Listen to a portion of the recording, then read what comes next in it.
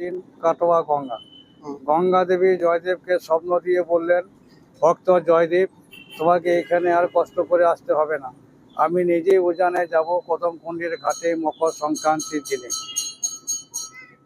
তখন জয়দেব বলে বললেন যে আপনি যে আসবেন তার প্রমাণ না, আমি জবা ফুল হয়ে যাব কদমকুণ্ডের ঘাটে মকর সংক্রান্তির দিনে পথ চেয়ে বসে থাকবে, তোমার কোলে গিয়ে পড়বো।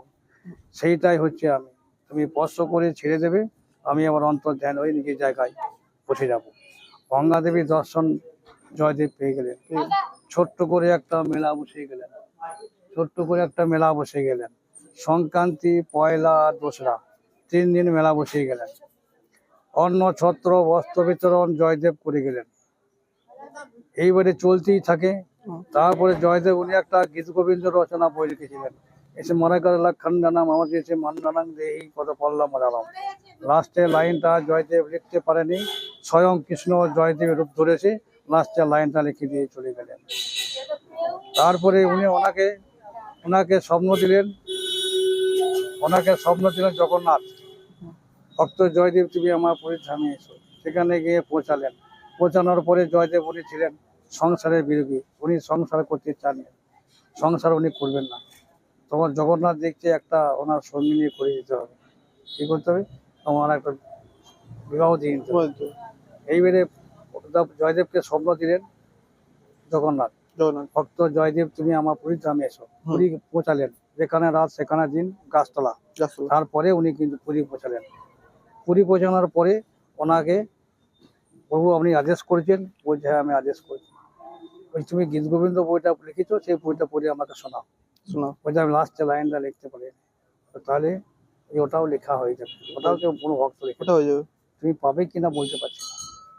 এইবারে পদ্মাবতী হচ্ছে ওনার বাড়ি হচ্ছে উড়িষ্যা। ওই পুরী জগন্নাথ মন্দিরে ওনার পিতা সুদেব ব্রাহ্মণ, উনি ওই জায়গায় মানত করেছিলেন যে প্রভু আমার একটা গর্বের সন্তান দাও। সেই সুদেব ব্রাহ্মণকে উনি স্বপ্ন দিয়ে বললেন, জগন্নাথ দিতে পারে একটা শর্তে, এই সন্তানটি আসবে লালন পালন নাবালক পর্যন্ত তোমার কাছে থাকবে, সাবালিকা হয়ে গেলে আমার মন্দির দিয়ে দেবে।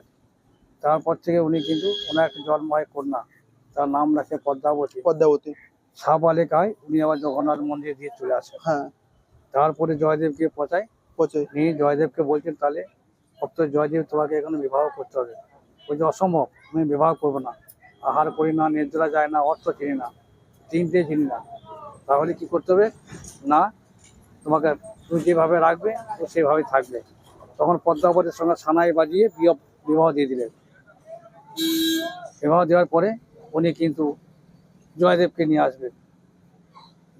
নিয়ে আসবেন। তারপরে পদ্মাবতীকে বলছেন জয়দেব যে পদ্মাবতী তুমি নিজের পিতার কাছে ফিরে যাও, আমার কাছে গেলে তুমি অনাহারে থাকবে, আমি আহার করি না, নির্জলা যায় না, অর্থ চিনি না। বলছি প্রভু আপনি জলটি পান করেন, 3 গ্লাস জল, আমি আপনার চরণ ধুয়ে জলটি পান করব, সেটাই হচ্ছে আর সেটা ওই 3 গ্লাস জল।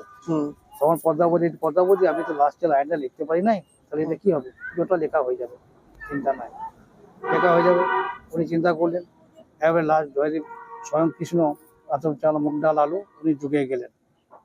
1 দিন 2 দিন 3 দিনের মাথায় বলছে পদ্মাবতী রন্ধনা জোগাড় কোথায় পেলে, কে দিল? ওই প্রভু জানে না কে দিয়েছে। তাহলে কোনো ভক্ত দিয়ে যাচ্ছে, ওই রন্ধনা জোগাড় করো। তারপর থেকে রন্ধনা জোগাড় হলো দিয়ে এইবারে জয়দেব স্নান করতে গেছে, লাস্টে জয়দেব তারপরে স্বয়ং কৃষ্ণ চলে এসছে যে পদ্মাবতী আমার ওই সেবা জোগাড়টা করে দাও।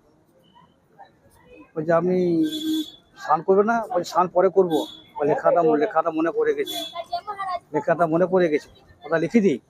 তখন উনি কি করলেন না, লাস্টের লাইনটা লিখে দিয়ে চলে গেলেন স্বয়ং কৃষ্ণ। তারপরে জয়দেব প্রবেশ করছে, পদ্মাবতী আমার আগে গোবিন্দের সেবা দিলেন, করো না, আপনি সেবা করো না, তা আপনি সেবায় বসে গেলেন, একই ব্যাপার।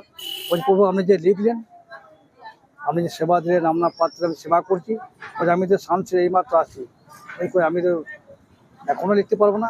বলছে কই দেখি। তখন দেখছে স্বয়ং কৃষ্ণের লেখা বাঁকা হাতে, উনি হলেন ভাগ্যবতী, স্বয়ং কৃষ্ণের দর্শন পেয়ে গেলেন।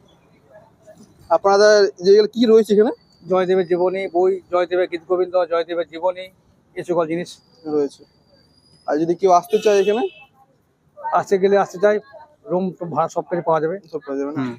থাকা খাওয়া সব, কিন্তু অসুবিধা নেই। তো তোমাদের কোনো ইনফরমেশন দিতে চাও এখানে আমাদের আমার সোশ্যাল মিডিয়াতে কিছু বলতে চাও? মিডিয়াতে কি আর বলবো আমরা, কিছু তো বলার আমাদের কিছু নাই। তোমাদের এই যে কোন তথ্য বা কিছু ধরলো তোমাদের যে জীবনী বা আত্মকথা? আমাদের জয়দেবের জীবনী, উনি যা লিখেছেন জয়দেবের জীবনী বের করেছেন, ওনার জয়দেবের জীবনী, জয়দেবের গীত গোবিন্দ মন্দিরের ইতিহাস, এই পর্যন্ত। এই পর্যন্ত? হ্যাঁ, আর আমাদের মিডিয়াতে বলে কি হবে, আমাদের মন্দিরটা সেন্ট্রাল গভর্নমেন্টের মন্দির। ঠিক আছে।